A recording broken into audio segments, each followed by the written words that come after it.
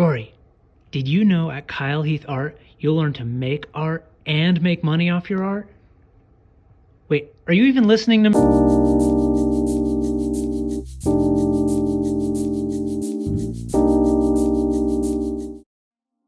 Hey guys, welcome to Kyle Heath Art. Today I'm going to talk about how to find your own unique artistic style. And in the video as I talk, you'll see me create a stylistic piece that I was pretty happy with.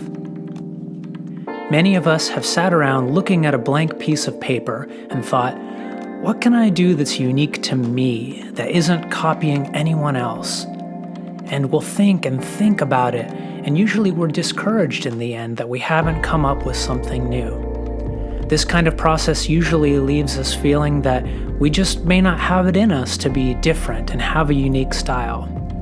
But I'm here to tell you that you are unique, and maybe you just need to go about finding your unique artistic voice in a different way. I'm going to use the word style and creativity interchangeably throughout this, because I believe creativity is the key to finding a style that's unique. So let's define what creativity even is. Creativity is connecting together two existing ideas to make something totally new. And this definition is going to be the basis for everything that I have to say about finding your own artistic style.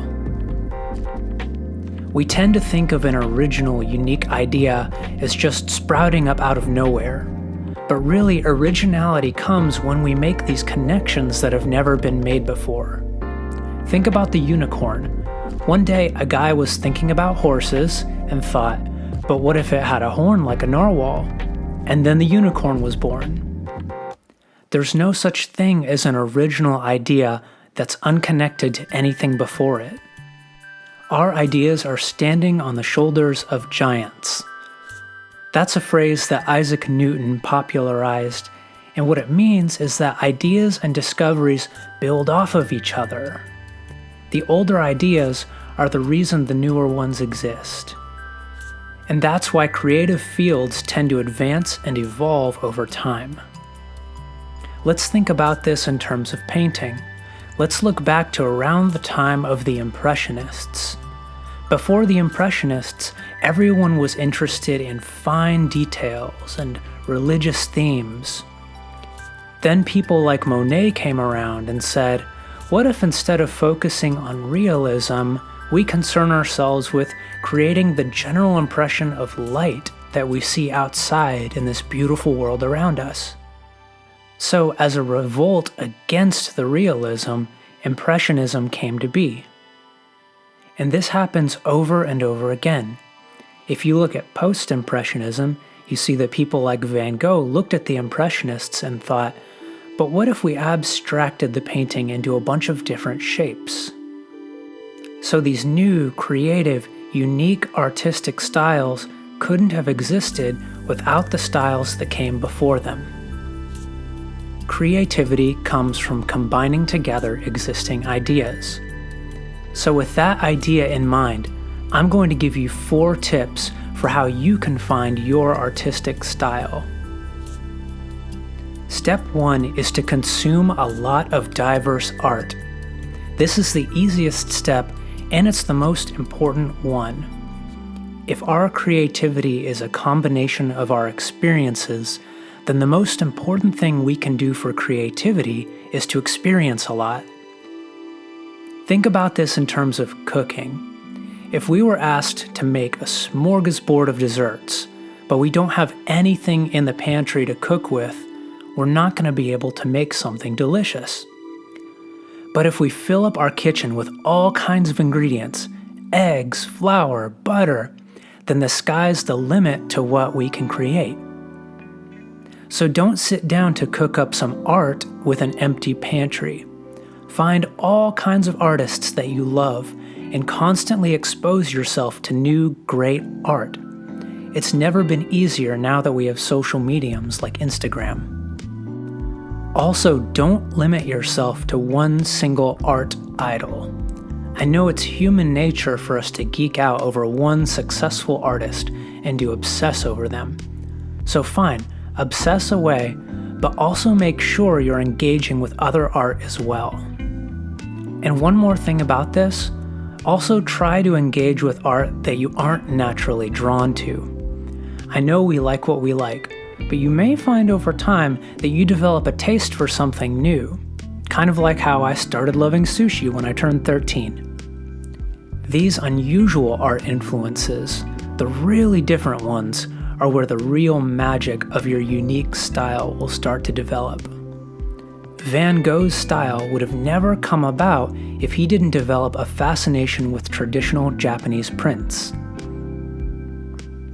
Step 2. Have a goal each time you create art.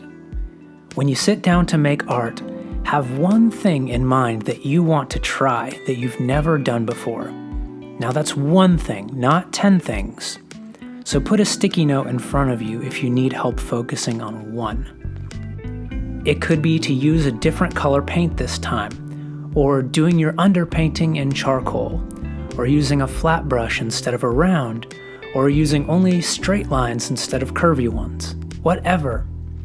The important thing is to choose one different thing each time you create art. This will naturally create eureka moments because you're tweaking your style in tiny ways every time you sit down. Step 3. Create a lot of art. When you're mixing it up every time you create, you're inevitably going to crash and burn with some of your pieces, maybe even most of them. That's great! Be proud of every failed painting you make. It's a sign that you're an experimenter, a discoverer, a Christopher Columbus of art making. And the best way to nurture this mindset is to create art as often as possible, maybe even finishing a piece every day. Rather than tweak a single piece of art into oblivion over weeks or months, finish a small 6x6 painting every day. Paint faster, put in less detail, and most importantly, be less precious about the art you create. Your art will thrive when you stop being an overprotective mother hen over every single thing that comes out of your paintbrush. Finish new pieces daily so you aren't scared to experiment. And step number 4, do master studies. This one may surprise you, but what I mean by master studies is that you should copy the work of the artists you love. Here's what I mean. Find a piece from an artist you love and decide what you like about it. Is it the way it's arranged, or how the lights and darks stand out, or how chunky the brush strokes are?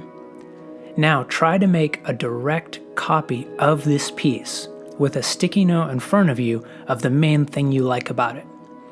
Try to put yourself in this artist's shoes and dissect their technique. Now, it goes without saying that you don't present this copy as your own work, you don't try to sell it. This is study time. Also, do this with numerous artists so that you absorb all kinds of styles and perspectives, not just one. Maybe do one of these master studies every month.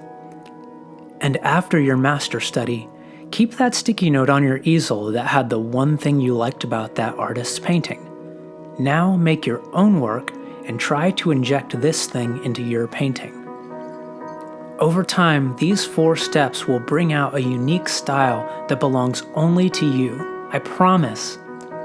Rather than logicking out what style would make you stand out, you want to nurture and grow a style that expresses your unique personality. Feed it regularly with lots of exposure to art, lots of opportunity to create, and lots of experimentation, and you will grow a lovely style that people will look at and say, this could only have been created by you. Try these principles out and let me know if they help you find your unique art voice. Also, please like this video and subscribe to my channel for more lessons just like this. I'm thrilled to be on this art journey with you. Let's grow and explore and discover together. Happy painting, everyone.